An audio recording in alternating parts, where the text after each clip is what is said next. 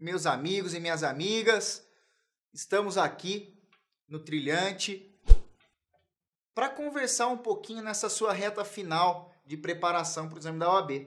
Eu tenho certeza que você que está aí desse lado já estudou, já se preparou de forma suficiente e que agora só precisa trocar uma ideia para rever, para oxigenar a sua cabeça e trazer de volta tudo aquilo que você já estudou nesse período de preparação.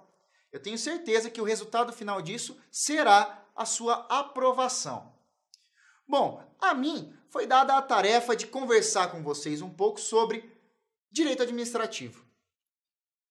Para elaborar essa revisão que nós estamos fazendo para o exame da OAB, analisamos as provas anteriores, vimos o que é que os examinadores vêm exigindo dos candidatos, verificamos quais são os temas de maior incidência e, a partir daí, pensamos alguns pontos desse ramo, do direito que é tão amplo, um ramo que é tão extenso, com legislações tão esparsas, pensamos alguns conteúdos para que a gente possa conversar e rever aqui nessa oportunidade que vocês têm antes da prova. Para começar a falar de direito administrativo, eu vou trabalhar com vocês um pouquinho os próprios princípios da administração pública, especificamente os princípios constitucionais expressos. E por quê, gente? Significa que cai uma questão, falando assim, quais são os princípios da administração pública? Olha, difícil, uma questão nesse nível de facilidade. Mas é a partir dos princípios que você vai conseguir trabalhar o regime jurídico administrativo e analisar as questões e conseguir, mais que isso, refletir sobre a resposta. Percebam que não necessariamente nós temos, ao pé da letra, a resposta de todas as questões. Ainda mais na prova de direito administrativo, que geralmente vem um casozinho pequenininho e a partir dele as alternativas para que você possa julgar qual que é a correta ou qual é a incorreta. Percebam que essa necessidade de reflexão exige de você, candidato, ter algum fundamento teórico inicial que te possibilite pensar, raciocinar e responder a questão de forma correta. E para começar a ter esse embasamento teórico, nada melhor do que os próprios princípios, os princípios da administração pública. E eu sei que vocês se lembram que os princípios da administração pública estão cravados naquele clássico LIMP, que todo mundo já deve, em algum momento da vida, ter ouvido falar. E o que significa esse LIMP? Que os princípios da administração pública são legalidade, impessoalidade, moralidade, publicidade e eficiência. Vamos recordar o que significa cada um deles? O que é a legalidade? Pela legalidade, gente, eu tenho que a administração pública somente pode realizar os atos que a lei possibilita, que a lei autoriza. Porque pela legalidade, eu acabo trazendo uma segurança jurídica para o próprio administrado, que muitas vezes está numa posição de sujeição às prerrogativas que a administração pública tem. Por isso que, para que ela possa utilizar de todas essas prerrogativas especiais para concretizar o interesse público, é indispensável que a lei venha e autorize e que possibilite, que dê essa possibilidade para que o administrador atue. Além da legalidade, nós temos a impessoalidade. O que seria a impessoalidade? Bom, imaginem que você tem um desafeto e você é um guarda de trânsito. Sendo um guarda de trânsito e vendo o carro desse seu desafeto estacionado, você simplesmente vai lá e aplica uma multa porque você não gosta do fulano. Pode isso? Óbvio que não, né? Uma situação esdrúxula. Mas é óbvio que não. Por quê? Porque a administração pública não pode beneficiar e nem prejudicar pessoas determinadas, pelo princípio da impessoalidade. Além disso, temos o princípio da moralidade. O princípio da moralidade, por mais que ele seja de um conceito muito aberto, nós podemos, de certa forma, chegar próximo a uma definição a partir da própria necessidade da administração pública atuar sempre com boa-fé dentro dos ditames da ética pública.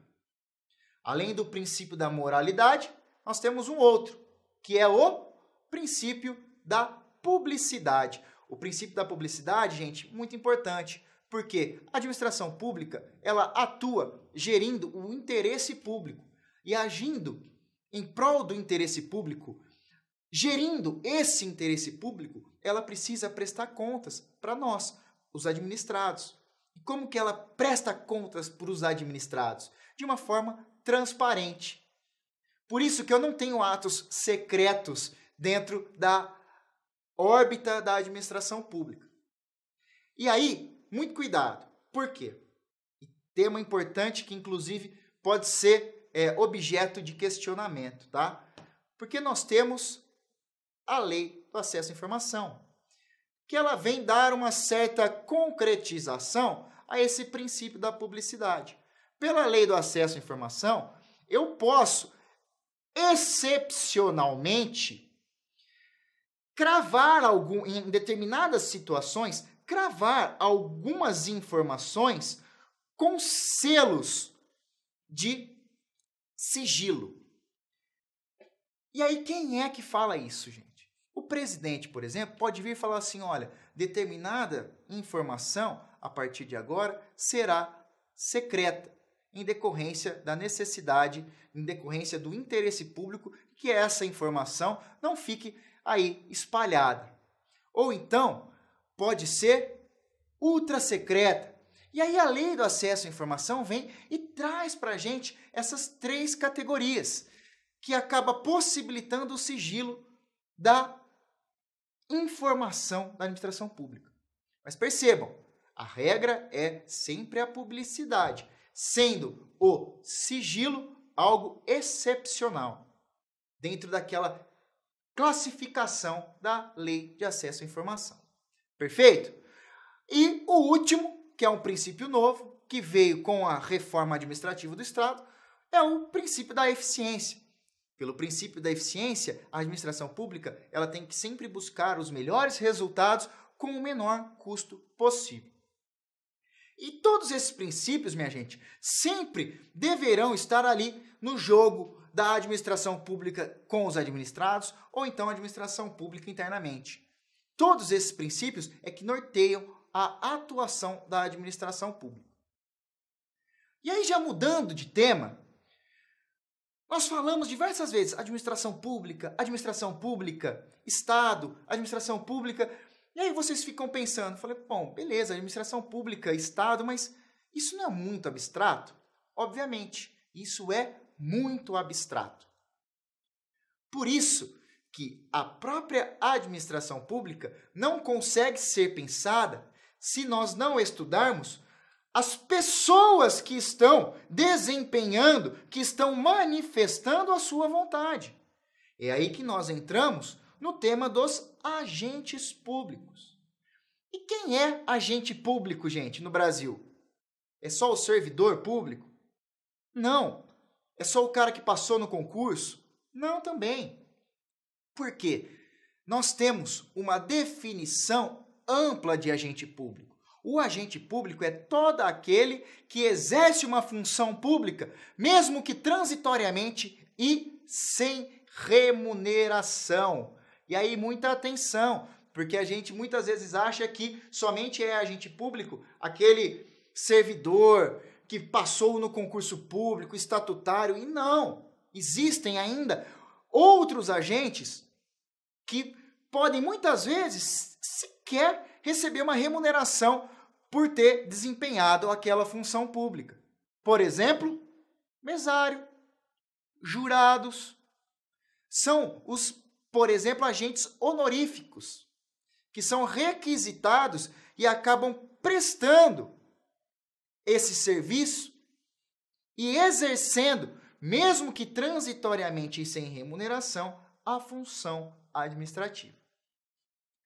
E aí, quando falamos de agente público, já passando para as categorias desses agentes públicos, nós podemos basicamente identificar 4 grandes categorias: os agentes políticos, os servidores públicos, os servidores estatais vinculados às pessoas jurídicas de direito público e os servidores estatais vinculados às pessoas jurídicas de direito privado. E como uma quarta posição, uma quarta categoria, os particulares em colaboração. Os particulares em colaboração é isso que eu acabei de falar para vocês. Ou os particulares em colaboração são aqueles que compulsoriamente acabam exercendo uma função pública porque requisitados pelo Estado, ou então alguns que, de certa forma voluntária, acabam colaborando e exercendo uma função pública. Um exemplo clássico desses particulares em colaboração, que voluntariamente exercem uma função pública, são as próprias concessionárias de serviço público. Vejam, são particulares, não perdem a sua natureza, de pessoa jurídica, eventualmente, de direito privado, mas exercem, por força do contrato administrativo, uma função pública, de forma voluntária. Ela não é obrigada, muitas vezes, a estar ali. Ela passou por todo um procedimento licitatório, assinou um contrato administrativo e, a partir de então, começou a prestar começou a exercer essa função pública. Voluntariamente, colabora com o poder público, realizando alguma função pública. São os concessionários, os delegatários, os permissionários. Perfeito, gente? Simples, né?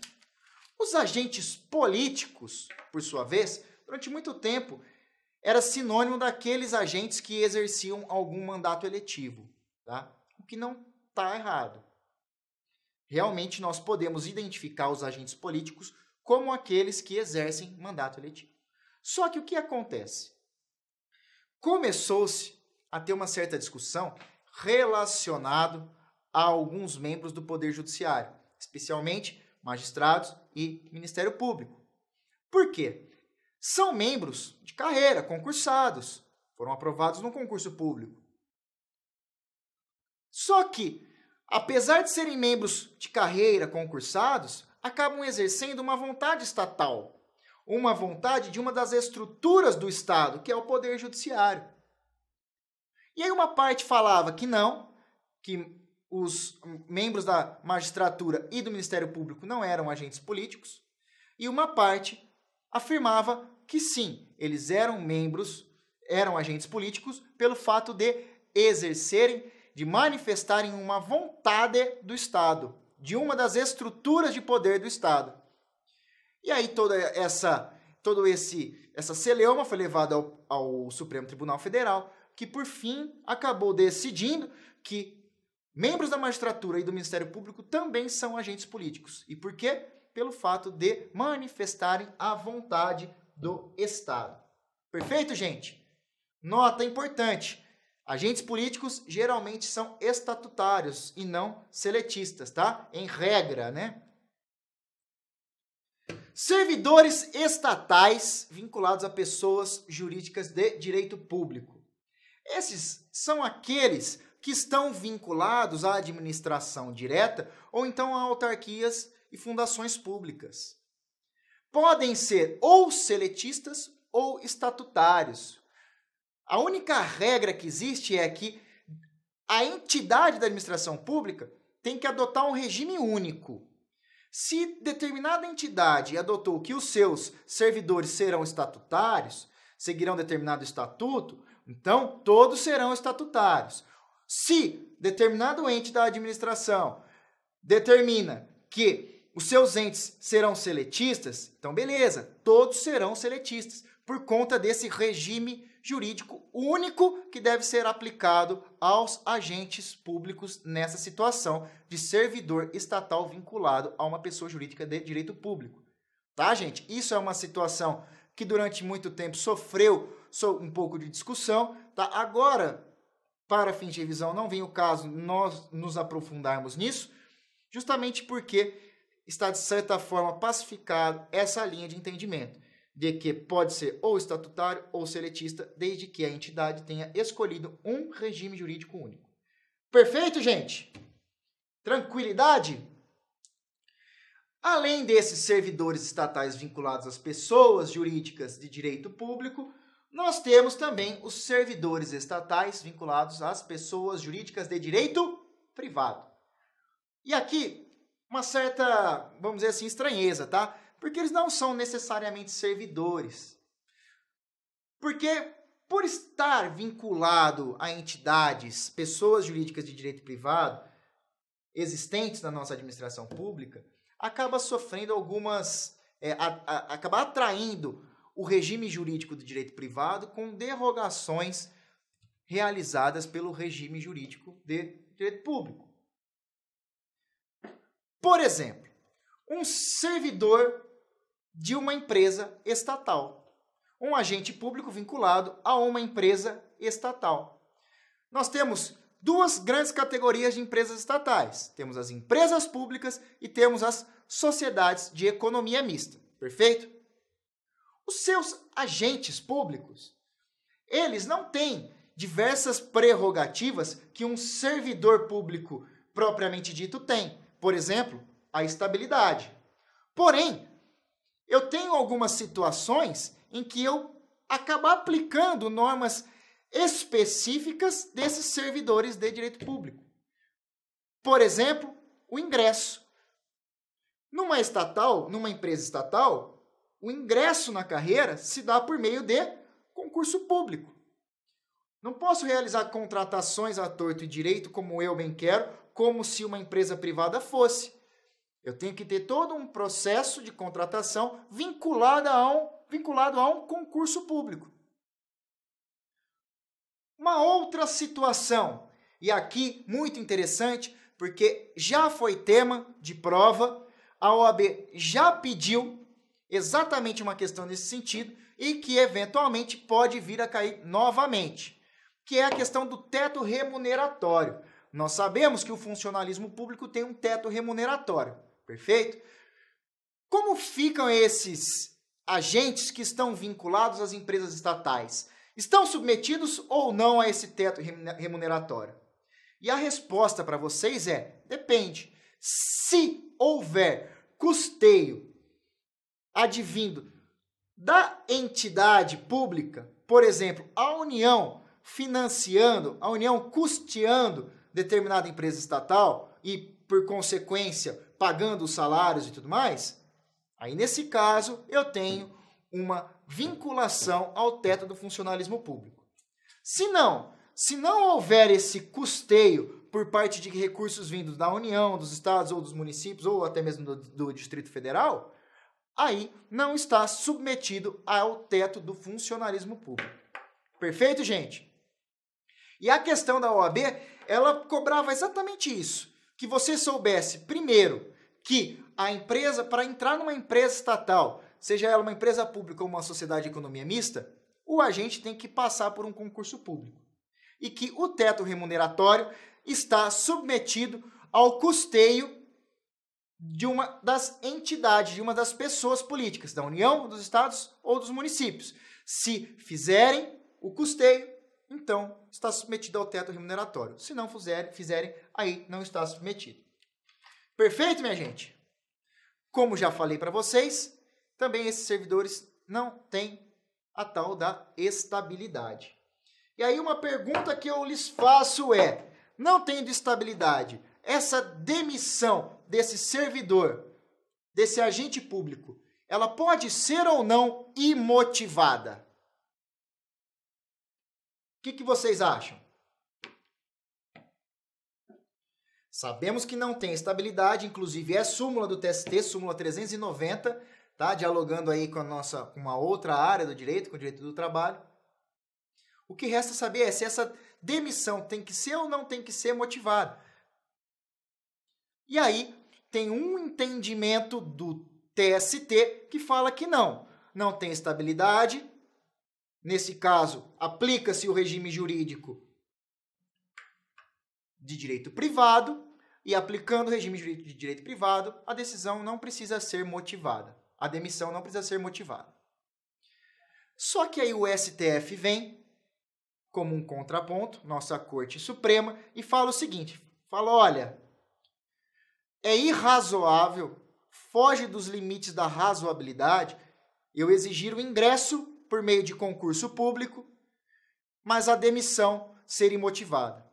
Por conta, então, de razoabilidade, o STF entendeu que a demissão também dos agentes públicos que estão vinculados às empresas estatais deve ser motivada. Perfeito? Tranquilidade, minha gente? Estamos caminhando bem ou não? Tranquilo, então. Falando bastante aí de agentes públicos, vamos continuar um pouquinho dentro de agentes públicos, porque é um tema que cai bastante na OAB, é um tema que certamente você vai se deparar na sua prova. Falamos, estamos cansados de saber que o ingresso do agente é por meio do concurso. Do servidor, perdão, é por meio do concurso, correto? O servidor, então, ingressa, ele é investido após aprovado num concurso público. Mas, e se, por algum motivo, que não seja cargo de comissão, determinada pessoa acaba sendo investida no cargo por uma autoridade, sem concurso público. Ou seja, eu me torno um servidor, tão somente porque fulano de tal acabou me investindo dessa função, sem estar aprovado, sem ser aprovado num concurso público. O que acontece? Qual que é a consequência disso? Primeiro, essa investidura ela é nula. Ela não vale nada. Ela viola a nossa Constituição da República. E segundo, a autoridade que tenha realizado essa prática, que tenha realizado essa investidura, ela será punida. E ela será punida como? Por exemplo, por um ato de improbidade administrativa. Perfeito? Mas agora suponha que, apesar de tudo isso, o agente que foi investido, de forma inconstitucional, ele tenha realmente prestado o serviço para a administração pública. Como é que fica a situação, vamos dizer assim, da sua remuneração?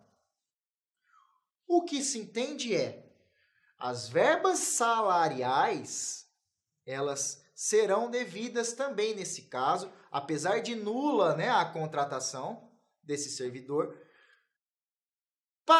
por conta de uma vedação ao enriquecimento ilícito que o nosso ordenamento contempla. Eu não posso investir alguém em determinada função pública, esse alguém trabalhar e por conta dessa investidura ser nula, eu simplesmente não pagar pelo serviço que me foi prestado. Porque aí eu estaria me enriquecendo de uma forma ilícita também. E, da mesma forma, o valor do FGTS. Não os 40%, mas sim somente o valor do FGTS.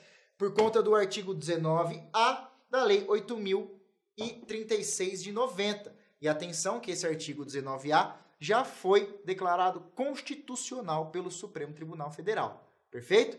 Então a investidura é nula? É nula. Punição do agente que tenha realizado a investidura nula e o pagamento de possíveis verbas salariais e de fundo de garantia por conta da vedação ao enriquecimento ilícito e por conta do 19A da Lei 8.036 de 90.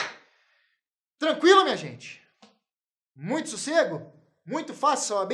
Vamos gabaritar administrativo? E por fim, para a gente encerrar essa nossa maratona, relacionada aos agentes públicos, eu queria falar um pouquinho com vocês de provimento. O que seria provimento? O provimento nada mais é do que um fato que acaba preenchendo um cargo vago. Quer um exemplo de provimento? A própria nomeação do servidor. O cara passa no concurso, depois ele é nomeado, ele é investido. Essa nomeação faz com que ele entre nesse cargo vago. Perfeito? Outra, promoção. Ou então, uma readaptação. Quando que acontece uma readaptação? Bom, imaginem que por algum fato superveniente eu não consiga mais exercer determinada função. Sou um agente estatal com estabilidade e eu não consigo mais realizar aquela função que eu fui investido. Nesse caso, vou ter que readaptar. Essa readaptação ocorre por conta de uma impossibilidade física ou até mesmo por conta de uma impossibilidade psíquica. Perfeito? Outro, e aqui um exemplo muito bom, que está relacionado também ao reingresso, tá? Que é a recondução. O que é a recondução? Nada mais é do que o retorno do servidor estável ao cargo que ele anteriormente ocupava. E isso também já foi objeto de prova. Por quê? Suponha que uma determinada pessoa, vamos supor que o Liu aqui, que está aqui na minha frente, né? Tá filmando a gente aqui, que toma conta de tudo isso daqui. Vamos supor que ele tenha sido investido, seja um servidor, mas tenha sofrido um processo administrativo disciplinar. Uma das consequências de um processo administrativo disciplinar é, por exemplo, a demissão. E por conta desse processo administrativo disciplinar, o Liu foi demitido da sua função pública. Inconformado, ele procura você, que já passou na OAB, que já está com a sua carteira em mãos, e fala: meu Deus, me ajuda, porque esse processo administrativo inteiro correu, eu fui demitido, e eu só fui saber que tinha processo administrativo correndo contra a minha pessoa no momento da decisão final. Aí você fala: bom, poxa, esse processo administrativo está evado de nulidade. Você entra, chama o Poder Judiciário e fala ao Poder Judiciário: veja essa situação, esse processo administrativo aqui é nulo. Que nós temos, então, uma nulidade nessa demissão, perfeito? Essa nulidade da demissão, depois de tramitar no Poder Judiciário, ela acaba sendo reconhecida. E o Poder Judiciário fala o quê? Fala assim: olha, a demissão é nula. A demissão, quando ela é nula, acontece o quê com o servidor? Ele é reintegrado, que é uma das figuras de reingresso. Perceba que eu estou novamente tomando uma situação de fato em que eu estou preenchendo um cargo que estava ali na administração pública. Mas suponha que, nesse meio tempo, em que o Liu foi demitido e tudo mais, eu tenha assumido aquele cargo. Eu sou um servidor estável e eu tenho assumido o cargo que ele outrora assumia antes do processo administrativo disciplinar. E aí, o que acontece comigo? Como que fica a minha situação? Aí, nesse caso, nós temos a recondução. Então, nós temos a reintegração daquele que foi demitido de forma injusta, de forma que foi vítima de uma demissão eivada de nulidade. Essa pessoa ela é reintegrada aos quadros da administração. E aquele que estava ocupando o cargo, ele é reconduzido ao cargo dele de outrora, antes dessa demissão. Como se voltasse tudo o status como era anteriormente. Perfeito, gente? Outra situação de reingresso também é a reversão. Tá? Possível de também ser tema de prova. A reversão acontece nas hipóteses de aposentadoria. Fulano aposentou e de repente acaba voltando para a função. Tá? Também é uma possibilidade. Tranquilo, minha gente? E por fim, eu pergunto a vocês: é possível um servidor ocupar 2 cargos públicos? O constituinte já se incumbiu dessa tarefa. Ele vem e fala: olha, meu amigo, o servidor, seja ele de uma empresa estatal ou então da administração pública direta, ele, em regra, não poderá exercer 2 cargos públicos concomitantemente. Mas, como toda regra, tem a sua exceção, o que inclusive é uma regra, temos lá 3 hipóteses que acabam excetuando essa situação, essa impossibilidade, que é, no caso de exercício concomitante da função de professor, ou então do cargo de professor e um cargo técnico científico, ou então o exercício concomitante do cargo relacionado à saúde, profissionais da saúde. Perfeito, gente? Ou seja, temos aí 3 exceções constitucionais à regra da não acumulação, que é a concomitância de cargos de professor, ou então cargo de professor com cargo técnico-científico, ou então a concomitância de cargos de profissional da saúde, de profissão regulamentada, profissão regulada. Perfeito, minha gente? E mais uma, e agora essa não está na Constituição, que é uma construção jurisprudencial. E por ser construção jurisprudencial, é passível de prova. É passível de o candidato ser obrigado a saber isso também. Para fim de toda adequação e tudo mais, acabou que a jurisprudência consolidou, somada essas três situações hipotéticas, também, além de não ser conflitante os horários, além dessa acumulação ser possível, ser compatível, além de estar inserido nessas hipóteses constitucionais, não poderá passar das 60 horas semanais. Perfeito? Então temos aí mais um requisito. Temos essa possibilidade, essa compatibilidade entre o exercício concomitante dos dois cargos assumidos. Temos essas três hipóteses bem delimitadas, que é ou exercício concomitante do cargo de professor, ou concomitante do cargo de professor com alguma atividade técnica científica, ou então exercício concomitante de profissional da saúde. E o exercício concomitante, além de compatível, não pode ultrapassar 60 horas semanais. Tá legal? Tá jóia ou não? Vamos prosseguir? Então nós começamos a nossa revisão dando uma introdução sobre os princípios da administração pública, o que eu tenho certeza que vocês já se lembravam. Falamos aí de algumas situações envolvendo os agentes públicos, né? Falamos de algumas situações reais de prova, coisas que já caíram, coisas importantes. E agora eu queria falar com vocês de uma outra parte do nosso estudo, que é a parte dos poderes administrativos. Mas eu não vou falar aqui de todos os poderes administrativos. Eu vou selecionar o poder de polícia e uma parte em específico do poder de polícia que, ao meu ver, tem cheirinho de prova. O poder administrativo, vocês sabem o que é, né?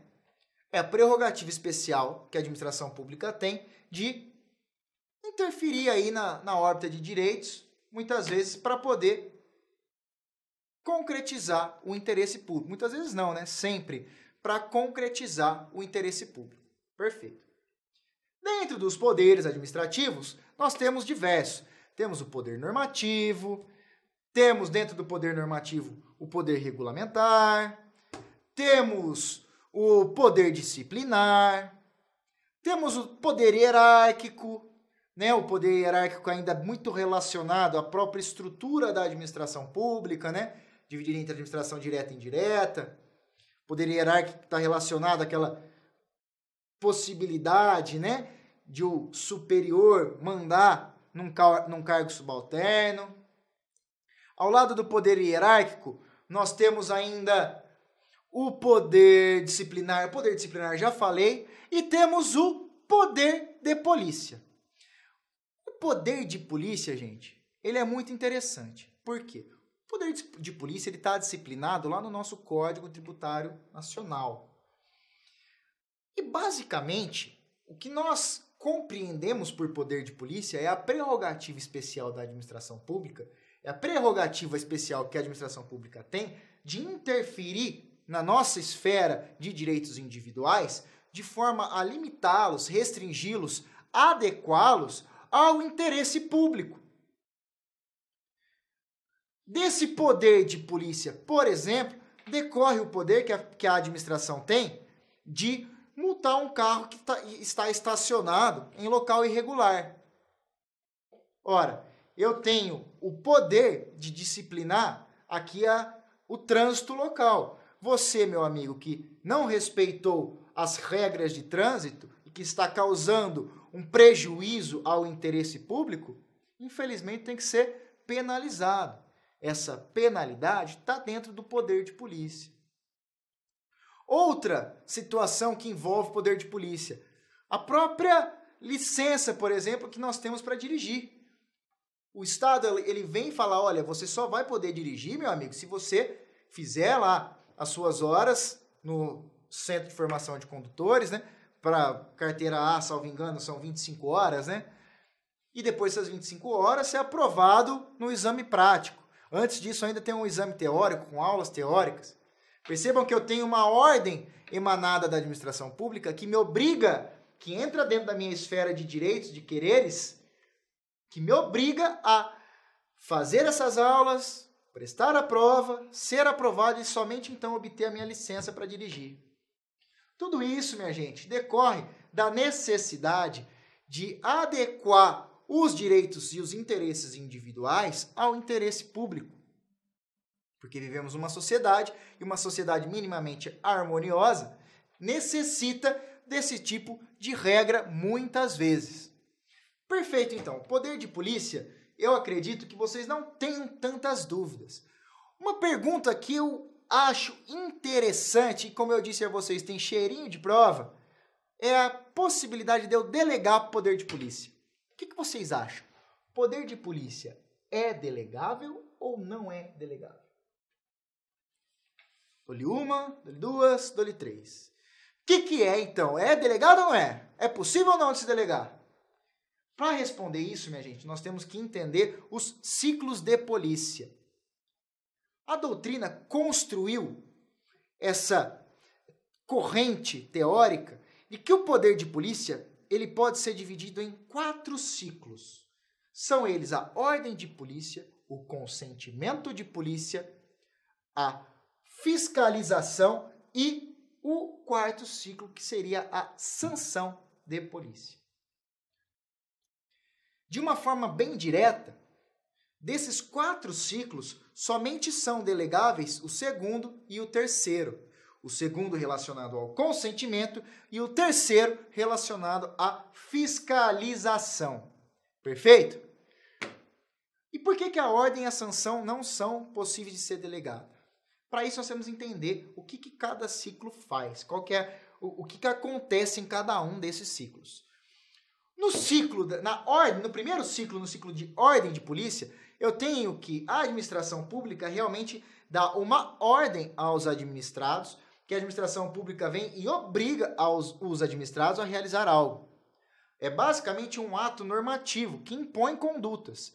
E como é um ato impositivo que impõe condutas no particular, eu não poderia delegar esse ato normativo. Eu tenho que exercer essa minha competência. Por isso que a ordem de polícia não é delegável. Perfeito? Quer ver um exemplo da ordem de polícia? Eu falei até para vocês. O Estado, a administração pública, me obriga para dirigir ter a minha carteira de motorista, que seria a minha licença para dirigir. Eu só posso dirigir se eu tiver a minha licença. Beleza. Isso é algo normativo. É algo que está me sendo imposto. Obtive a licença para dirigir? Obtive.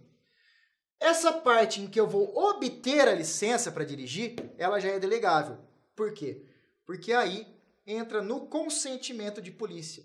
É a hora em que a pessoa, a autoridade, seja ela o Estado ou um delegado, ele vai verificar se eu cumprir aquelas ordens.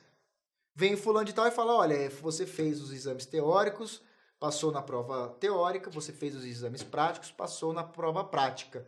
Eu vou te dar o meu consentimento, a partir de agora você pode dirigir, beleza? Beleza. E aí, então, me dada a licença para dirigir. Perceberam? Esse consentimento, ele vem só verificar se a ordem de polícia foi ou não foi cumprida pelo particular. Quando é essa fase de consentimento de polícia, aí eu já posso delegar para particulares. É o caso, né, que nós vemos muito, por exemplo, da própria situação dos CFCs. Muitos deles podem, inclusive, aplicar os exames quando você renova sua carteira de motorista. O terceiro, que é a fase de fiscalização, também é possível de ser delegada. Porque nessa fase, na fase de fiscalização, eu somente vou verificar se a ordem de polícia está sendo cumprida pelo particular. Eu somente vou verificar se o particular que tem a licença para dirigir, que obteve a licença de dirigir, que já teve o consentimento no segundo ciclo para dirigir, eu só vou verificar se ele está cumprindo ou não as normas de trânsito. Bom, fulano aqui está estacionado em local irregular, isso aqui é uma parte de fiscalização. Mas e a sanção? A sanção é o que vem com o descumprimento. A fiscalização atesta o descumprimento da ordem de polícia. Quando é atestado o descumprimento da ordem de polícia, entra no quarto ciclo, que seria a sanção de polícia. Esse quarto ciclo, por impor realmente uma penalidade, ele não é possível de ser delegado. Perfeito, gente? Fácil? Difícil? Médio? E uma outra questão interessante dentro do poder de polícia é que a gente não pode misturar poder de polícia e poder disciplinar. Porque no poder disciplinar nós também temos essa faceta sancionatória, né? Também tenho aqui uma tendência a buscar a penalização. Só que o poder de polícia, ele acaba incidindo na relação administração pública e particulares. O poder disciplinar, não. O poder disciplinar, ele está inserido dentro da órbita da administração pública e das pessoas que estão especialmente a ela vinculados, como é o caso do servidor. Lembra quando a gente estava falando dos servidores? Que nós falamos de um processo administrativo disciplinar, que a pessoa acabou sendo demitida, mas que aquela demissão era nula e que por conta disso ela depois foi reintegrada? Lembram disso? Pois então, isso ocorre no âmbito do poder disciplinar. Perfeito? O poder disciplinar, ele incide sobre as pessoas que estão especialmente vinculadas à administração pública. E aí nós temos, muitas vezes, a tendência de lembrar somente dos servidores. E cuidado, não são somente os servidores. Por exemplo, uma diretora de escola, de uma escola pública, que aplica uma suspensão em um aluno que comete alguma irregularidade, ela está se valendo do seu poder disciplinar. Há uma especial vinculação do aluno da escola pública com a administração pública. Por conta disso, ele está submetido ao poder disciplinar também.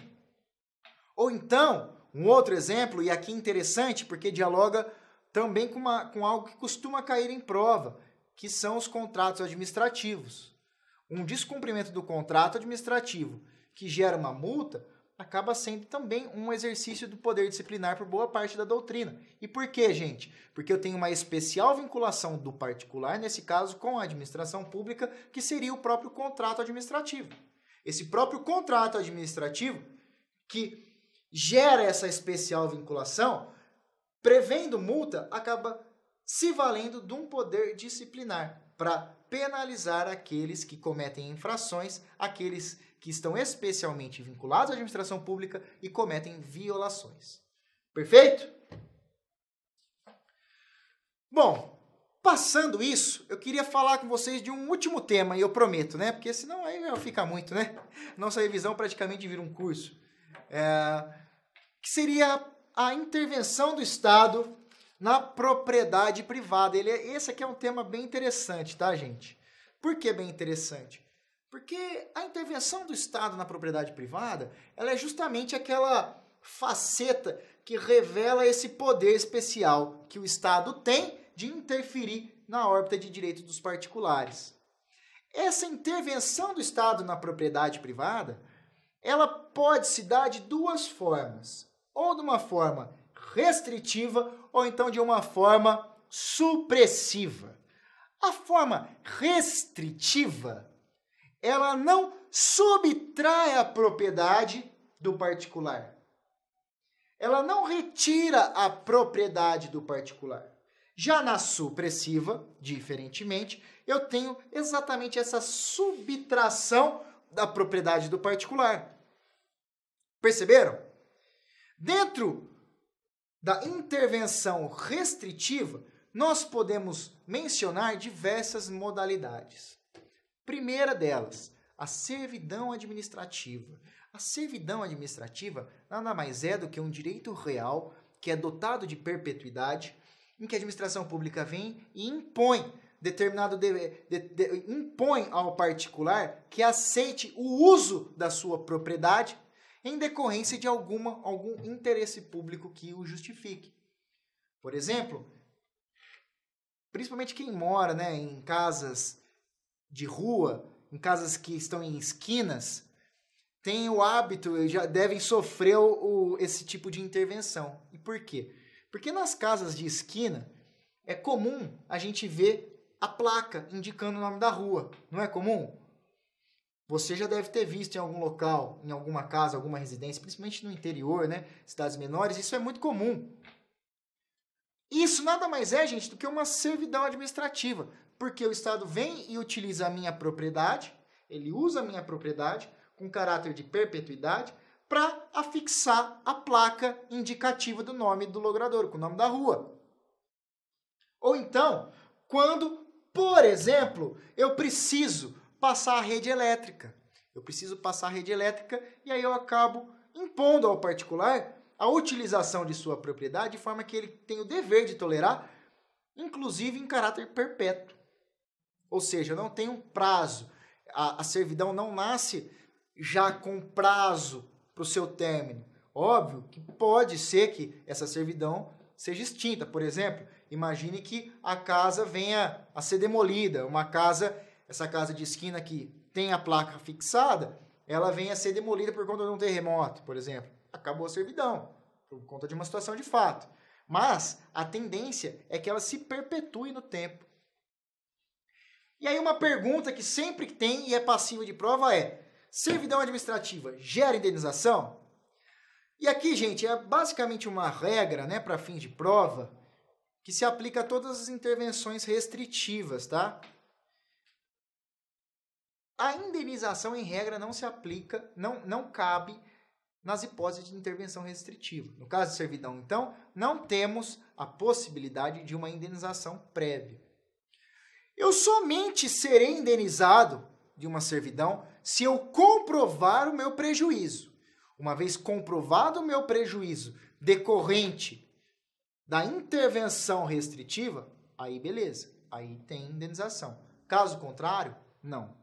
Perfeito? Além da servidão, nós temos uma outra figura, que é a requisição. A requisição, ela tem um traço muito característico dela, que é a emergência, que é a calamidade. Em uma determinada situação de emergência, eu temporariamente venho e utilizo um bem móvel, imóvel ou até mesmo um serviço. Perceberam? Diferentemente da servidão, que é um direito real e que incide sobre bens imóveis, aqui na requisição não. Aqui na requisição eu posso requisitar até mesmo serviços, gente. E isso aqui é muito interessante, porque a requisição ela é autoexecutória. Por exemplo, né, que é um exemplo que é bem comum de se encontrar por aí nas doutrinas, um policial que acaba, para fazer uma perseguição, ele necessita requisitar o seu veículo. Ele vem, requisita o seu veículo, você entrega seu veículo, ele vai e faz a perseguição. Finda a perseguição, ele vem e devolve o veículo para quem é de propriedade. Ele precisa vir pedir para você encarecidamente ou então com uma ordem judicial para utilizar o seu veículo para realizar aquela perseguição? Não, né? Porque até ele conseguiu um provimento judicial, inclusive o bandido eventualmente até saiu, já até fugiu. Nesse caso, então, gente, nós temos uma autoexecutoriedade na própria requisição. E essa autoexecutoriedade da requisição é um traço muito vinculado à própria característica da requisição ser utilizada em situações de emergência, em situações de calamidade. Pergunta: tem indenização no caso da requisição? A indenização será posterior caso haja dano também ao objeto que foi requisitado. Vamos supor que, ao realizar toda a perseguição, o policial tenha batido o seu veículo e causado danos relativamente grandes no seu carro. Nesse caso, seria possível uma indenização posterior. Bateu o veículo e deu perda total. Também, indenização posterior. E nesse caso, inclusive, se exauriu o seu objeto, né? Por isso que também tem uma parte da doutrina que fala que nesses casos em que a requisição ela acaba esgotando o objeto ele se esvai, aí eu teria uma intervenção supressiva. Não é o que majoritariamente vem sendo adotado, tá? Mas é bom que vocês saibam. A requisição, então, como uma modalidade de intervenção restritiva que serve para situações emergenciais em que o Estado vem e requisita bens móveis, imóveis ou serviços. Perfeito? Outra modalidade de intervenção restritiva, ocupação temporária. Ocupação temporária é muito interessante, gente. Basicamente é uma utilização temporária de um bem do particular para cumprir alguma finalidade passageira. E o nosso Decreto-Lei 3.365 de 1940, né, que é tido como a Lei Geral de Desapropriação, ele traz a hipótese da ocupação temporária muito bem delimitada, e isso é muito interessante, como, por exemplo, eu tenho uma obra pública e do lado dessa obra pública, ou próximo a essa obra pública, eu tenho um terreno baldio. Eu venho nesse terreno e simplesmente aloco todo o meu maquinário que eu preciso para realizar minha obra pública, instalo eventualmente alguns banheiros, químicos, enfim, utilizo aquele bem imóvel para auxiliar na execução da obra pública. Nesse caso, a ocupação temporária, ela perdurará enquanto a obra não terminar também. Entenderam? Simples, né? Uma ocupação temporária, então, nada mais é do que a ocupação do bem pela administração pública de forma temporária, enquanto a finalidade perdurar.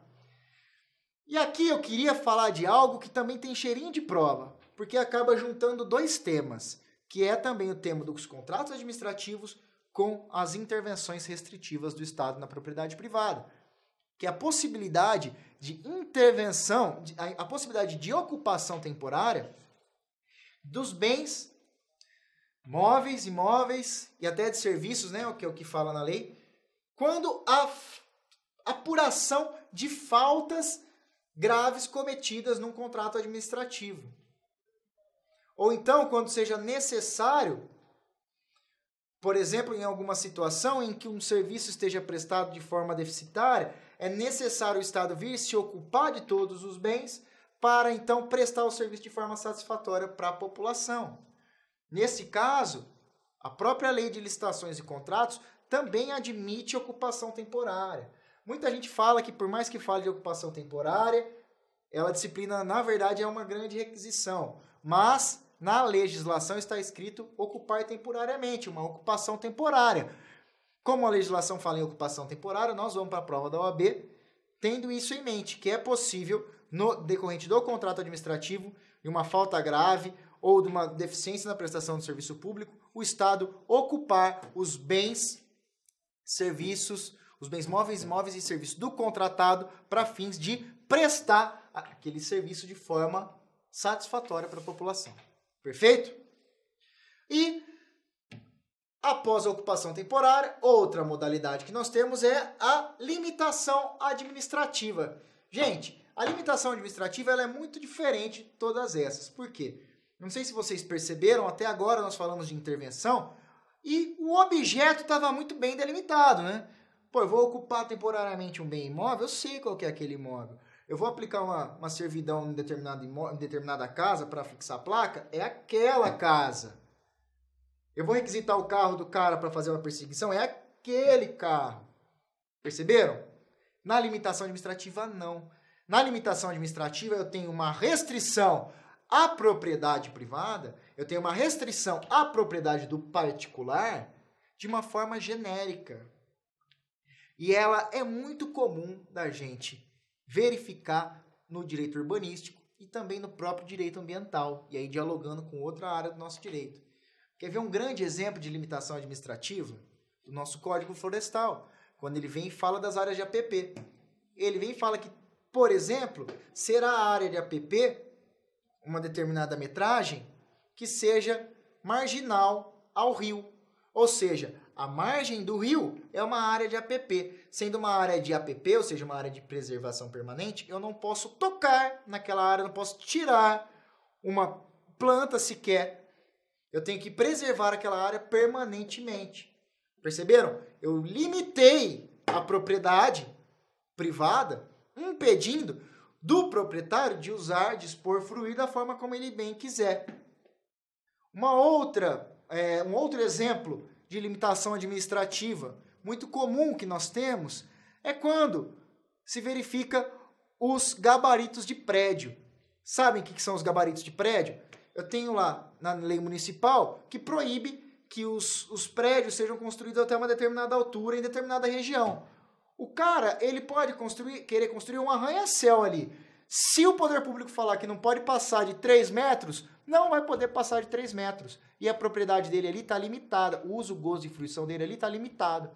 Está restringido por conta dessa norma que traz uma limitação administrativa. E por fim, né, minha gente, o tombamento. O tombamento ele é uma figura muito interessante, porque é uma limitação administrativa que vem proteger justamente o patrimônio cultural do Estado, do município, da União. Inclusive, o tombamento ele pode coexistir. Um único imóvel, por exemplo, ele pode conter uma restrição da União, uma restrição do Estado e uma restrição do município. Olha que interessante. E o que gera esse tombamento? Eu, proprietário, tenho que preservar esse imóvel. Eu tenho que conservar esse imóvel.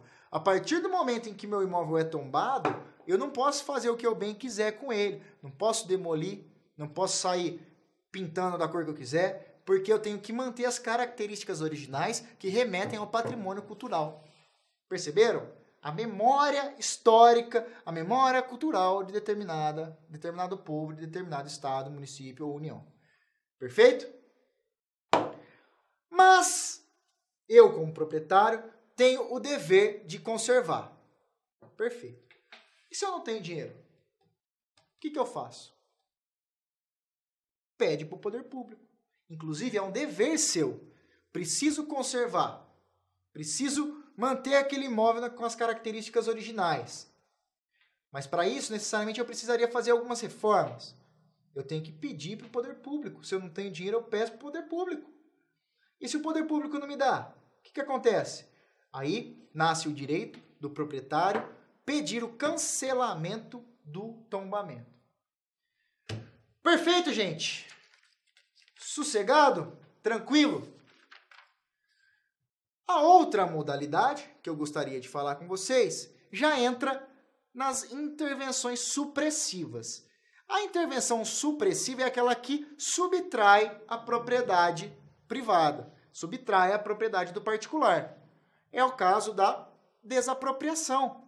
A desapropriação que está regulamentada no Decreto-Lei 3.365 de 1940, é que cuida dos procedimentos expropriatórios. E, gente, eu poderia ficar aqui com vocês conversando 4 horas seguidas sobre desapropriação, porque tem muita coisa. Muita coisa. É conversa para a gente sentar um dia num boteco e ficar o sábado inteiro só falando de desapropriação, né? Todo mundo quer, né?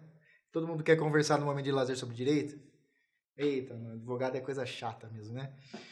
Mas, gente, o que eu quero chamar a atenção aqui, quando falamos de desapropriação, é justamente as suas características essenciais. Nós sabemos que ela é supressiva, ou seja, ela subtrai o patrimônio do particular. Perfeito. Mas fora isso, existe uma característica muito marcante na desapropriação, que é o quê? Eu, Estado, posso sim desapropriar o imóvel do particular, mas desde que eu siga algumas condicionantes, alguns requisitos. Quais são eles? Primeiro, tem que ter utilidade pública ou interesse social. Eu não posso desapropriar o imóvel só porque eu achei aquele imóvel bonitinho. Eu não posso desapropriar aquele imóvel porque antes de ser prefeito eu achava que aquele imóvel era lindo e agora eu quero pegar aquele imóvel para mim. Inclusive, isso seria improbidade, né? Para desapropriar, eu tenho que necessariamente ter uma declaração de utilidade pública ou de interesse social naquele imóvel. É indispensável que exista esse interesse público subjacente. Além disso, a regra é: quero desapropriar? Quero. Mas desapropriar não significa causar lesão no particular. Não significa tirar dinheiro do particular. Quer desapropriar? Quer. Então, beleza. Além de utilidade pública e interesse social, você vai ter que indenizar em dinheiro Uma indenização que seja justa e que seja prévia. E esses são os requisitos básicos constitucionais da desapropriação. Indenização justa, prévia, em dinheiro. Perceberam? Só que nós temos algumas hipóteses que essa regra ela é excetuada. E é disso que eu queria falar com vocês. E que são hipóteses, inclusive, constitucionais. São hipóteses que vêm relativizar essa regra geral da indenização justa e prévia em dinheiro, mas que são hipóteses que o próprio Constituinte determinou. E quais são?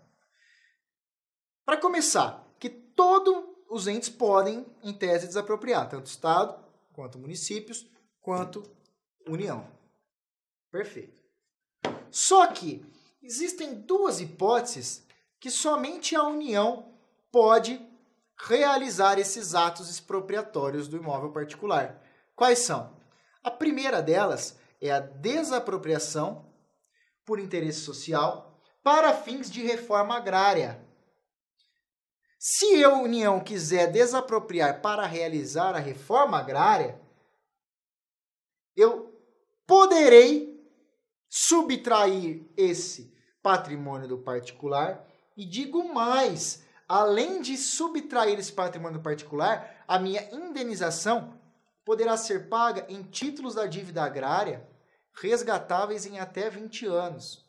Percebam que a indenização pode até ainda ser justa, porém ela não é prévia nem em dinheiro, é em títulos da dívida agrária resgatáveis em até 20 anos. Ou uma outra hipótese, que para muitos não configuraria uma desapropriação por nem mesmo ter a possibilidade de indenização, que é a desapropriação confiscatória. A União ela pode também desapropriar o imóvel do particular em duas situações. Ou se naquele imóvel, seja ele rural ou urbano, tiver algum cultivo de psicotrópico ou utilização de trabalho escravo. E aí ela vai retirar esse imóvel do particular, ela vai subtrair esse imóvel do particular, ela não vai pagar indenização alguma, só que ela tem que dar uma destinação para esse imóvel, que vai ser ou para a reforma agrária, ou então para fins de habitação, de programas de habitação popular. E também tem uma outra modalidade de desapropriação que acaba fugindo dessa regra da justa e prévia indenização em dinheiro, que é justamente a desapropriação sanção urbanística. Nós temos lá na Constituição a função social, correto? Da propriedade urbana. Se o fulano que tem um imóvel urbano não cumpre a função social, o fisco, a administração, poderá vir e notificar para que ele cumpra a função social, fazendo um parcelamento de solo, enfim, alguma coisa nesse sentido. Se ainda assim ele não cumprir, vem o tal do IPTU progressivo nos próximos 5 anos. Eu vou aumentando o IPTU nos termos do Estatuto da Cidade, ano após ano, uma forma de estimular que ele dê a função social que aquela propriedade exige. Só que se ainda assim o fulano não fizer, aí pode o município, que aí, atenção, competência exclusiva do município, vir e desapropriar esse imóvel urbano. E aqui, atenção, porque o pagamento pode ser em títulos da dívida pública resgatáveis em até 10 anos. Tranquilo, gente? Desapropriação, então, seria essa subtração da propriedade do particular mediante indenização prévia, justa e em dinheiro.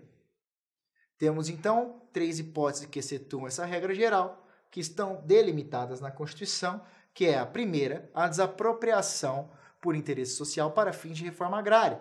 Nessa desapropriação, a União somente poderá pagar a indenização por meio de títulos da dívida agrária resgatáveis em até 20 anos.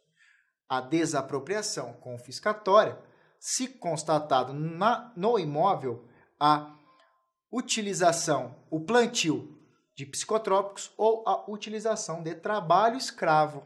Perfeito? E aí a União pode vir e subtrair esse imóvel do particular e, uma vez subtraído, ela deverá dar uma destinação ou para reforma agrária ou para fins de programas de habitação popular. Correto? Sem novidade até aí. E atenção, tá? Antigamente havia uma discussão sobre só a parte que estava plantado ou é a gleba inteira. E aí teve toda essa discussão até que ficou pacífico que se plantou psicotrópico em determinada área, é a gleba toda que vai ser desapropriada, não é só aquela área, tá? Isso é uma questão interessante também, possível de estar aí na sua próxima prova do exame da OAB. E a desapropriação sanção urbanística, que é competência exclusiva do município, e o pagamento da indenização é por meio de títulos da dívida pública resgatáveis em até 10 anos, tá? E esses títulos da dívida pública já têm que ter sido emitidos pelo Senado Federal. Gente, por hora é o que eu gostaria de conversar com vocês, tá? Se quiserem dar uma estudada, achar que tem um tempo, quer bater o olho numa lei seca, pega a Constituição da República e leia do artigo 37 ao artigo 31 para que você possa se familiarizar com essas questões relacionadas aos agentes públicos que nós já conversamos. Se você quiser entender um pouco melhor, ver algumas outras situações na desapropriação, é interessante que você dê uma lida no Decreto-Lei 3.365 de 1940. Uma outra lei que também é interessante é a própria Lei de Licitações e Contratos, que é a Lei 8666, tá, de 93. É uma lei importante. Nós tocamos diversas vezes, né, nessa lei durante a aula, mas não tenhamos falado exclusivamente da Lei de Licitações e Contratos. Nós tocamos várias vezes em pontos que são disciplinados nessa lei. Então é importante que vocês também estudem, que vocês deem uma olhada se tiver um tempo, principalmente algo que também tem uma certa recorrência, cláusulas exorbitantes no contrato administrativo, tá? Pessoal, isso era o que eu tinha para conversar com vocês na nossa revisão. Eu espero que seja útil, espero que vocês encontrem, né, essas questões nesse próximo exame que vocês vão prestar. E encontrando essas questões, lembre-se da nossa revisão, lembre-se desse nosso bate-papo e assinalem a alternativa correta. Muita calma na hora de fazer a prova, muita tranquilidade, vocês já estudaram, vocês se prepararam, que eu tenho absoluta certeza, precisam pelo menos de 50% da prova para poder passar para a próxima fase. Então, muita calma, muita tranquilidade, leiam as questões até o final, não queiram fazer na pressa. A OAB não é um bicho de 7 cabeças e eu tenho certeza que assim como eu e assim como os inúmeros advogados que nós já temos no nosso Brasil, você será aprovado nesse próximo exame. Da minha parte, ficam os meus desejos, os meus votos sinceros. Um beijo, até logo e tchau!